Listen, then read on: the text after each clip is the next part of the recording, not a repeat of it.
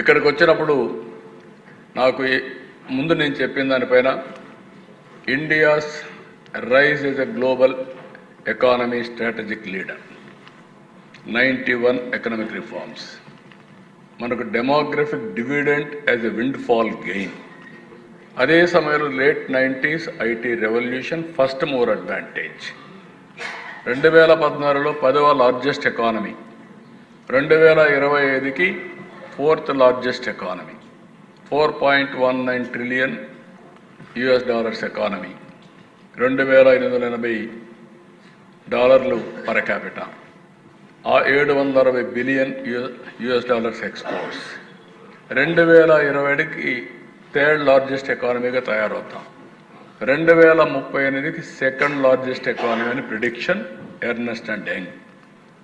2 words మన aim is number 1 economy by 2047, that is Viksit Bharat.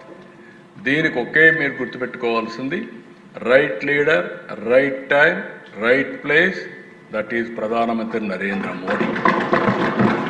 నేను ఎందుకు ఈ మాట వాడుతున్నానంటే, ఒక ఇంటికి మంచి లీడర్ ఉంటే ఆ ఇల్లు బాగుపడుతుంది, ఒక ఊరికి మంచి లీడర్ ఉంటే ఆ ఊరు బాగుపడుతుంది, ఒక నియోజకవర్గానికి ఒక మంచి ఎమ్మెల్యే అంటే ఆ నియోజకవర్గం బాగుపడుతుంది, ఒక రాష్ట్రానికి మంచి నాయకత్వం ఉంటే రాష్ట్రం కూడా బాగుపడుతుంది, దాంట్లో అనుమానం లేదు.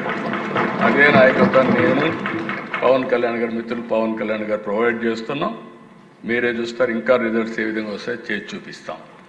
ఇది నేను అందుకే అప్పుడప్పుడు అంటూ ఉంటాను, నరేంద్ర మోడీ గారు దేశం యొక్క సంపద. ఒక నాయకుడు మంచివాడైతే కడవన్నీ చేయడం పెద్ద కష్టం కాదు. నాయకుడు హేలో అయితే ఎన్నున్నా కూడా ఏమీ జరగదు. అదే ఈరోజు భారతదేశంలో జరుగుతూ ఉంది. మొన్న చూశారు సింధూర్, కొంతమంది ఎగతాళి చేశారు. నిన్న చూశారు అమెరికా కూడా మళ్ళా మనతో సంబంధాలు పెట్టుకునే పరిస్థితి వచ్చిందంటే that is Narendra Modi. I real appreciate, ఎందుకంటే నేను I have seen so many leaders in this country with my wide experience. Close క్వార్టర్స్లో అందరితో కలిసి పనిచేశాను. కానీ అందరికంటే కూడా వ్యక్తిగత ప్రయోజనాల కంటే దేశ ప్రయోజనాలు నిన్న. అందుకే రిఫార్మ్లో నేను ఎప్పుడు ముందుంటా. శాశ్వతంగా చెప్తున్నా, ఈ దేశాన్ని నెంబర్ 1గా చూడాలని నా కోరిక, అందులో తెలుగు జాతి అగ్రస్థానంలో ఉండాలని నా ఆకాంక్ష. ఈ రెండు జరుగుతాయి. నెక్స్ట్ స్వర్ణాంధ్రప్రదేశ్ వికసిత్ భారత్ 2047. ఈరోజు మంది 1.88 బిలియన్, $2.4 ట్రిలియన్ మన గోల్. జిఎస్టిపి $3,148, $42,000 కావాలని. లాస్ట్ ఇయర్ 12.02, ఆవరేజ్న సిఏజిఆర్ 15 సాధించాలని.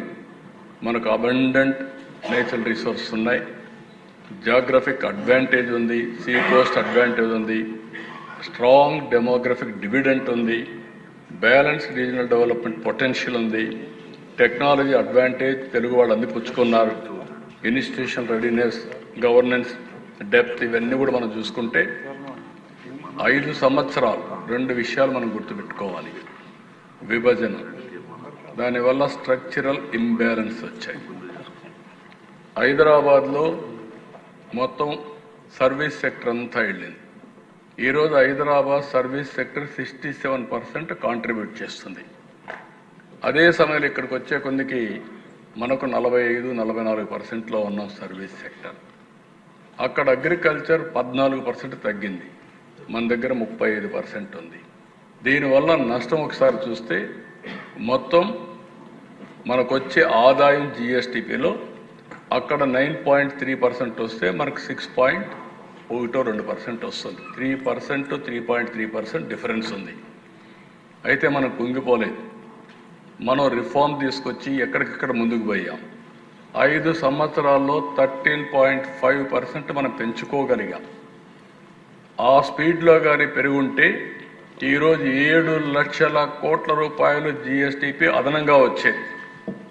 దగ్గర రాష్ట్రానికి ఆదాయం 60-70 వేల కోట్ల రూపాయలు అదనంగా వచ్చేది. ఈ 2 వస్తే ఇప్పుడు మనం ఈజీగా సూపర్ 6 కానీ అన్ని ఇచ్చేవాళ్ళం.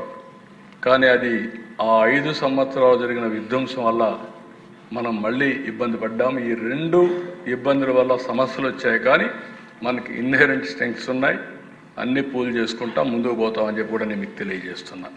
నెక్స్ట్ ఈరోజు మనం కూడా మీకు చాలాసార్లు నేను చూపించాను ఈ స్లైడ్ని.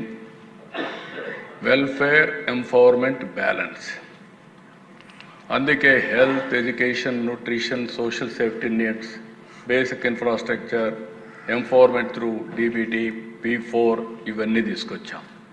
ఇన్వెస్ట్మెంట్ అండ్ డెవలప్మెంట్ని బ్యాలెన్స్ చేస్తున్నాం. Human, physical capital expenditure, HRD, infrastructure, PPP model, viability gap funding, ఎక్కడ కూడా ఇన్వెస్ట్మెంట్కు ఎలాంటి ఇబ్బంది లేకుండా మనం వినూత్నమైన కార్యక్రమాలతో క్యాపిటల్ ఎక్స్పెండిచర్ వర్క్ చేస్తున్నాం. దీనివల్ల వెల్త్ క్రియేషన్ చేస్తున్నాం. Work force, enhanced work force, job creation ఇవన్నీ.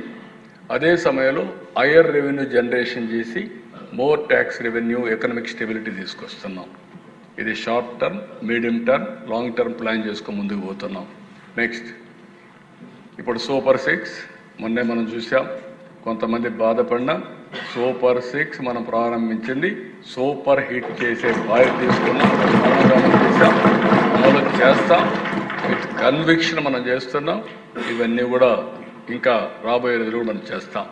నెక్స్ట్ ఇప్పుడు ఇక్కడ నేను zero poverty, population management, human resource development, skilling and employment,